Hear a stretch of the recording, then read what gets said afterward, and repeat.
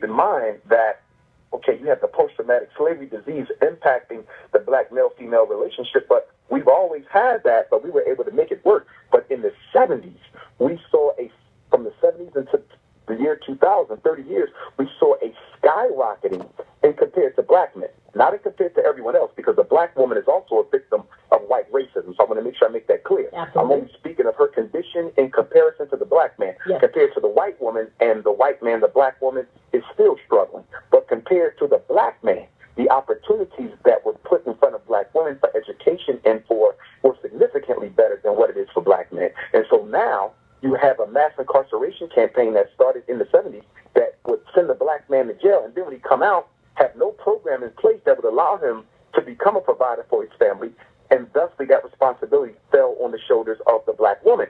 Now, the black man, having already had a history of being psychologically castrated, when he comes home, and now he has to deal with his woman, who may also be trying to psychologically castrate him, which is to say, take his say-so, take his power away because she's the primary breadwinner and not him. That creates stress, that creates anger, and it often triggers, although unacceptably, the very high domestic violence rates that we have in the black community. And the other quick thing I'll say is this.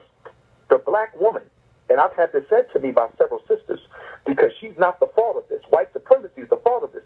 But several black women have been so accustomed to being in control of the family that when they do meet a good black man who is responsible, who does have a job, who might even meet their collegiate expectations and earning expectations, some black women have been so conditioned by the previous generation of black women, their mothers, their grandmothers, their aunts, that even when they find a good black man, they have a difficult time of giving his share of the power in the household. And this has resulted in the termination of a lot of what could have been very healthy marriages. So the black woman has to challenge herself to give back some of that power so we have a balance when you do find a black man who's worthy of it.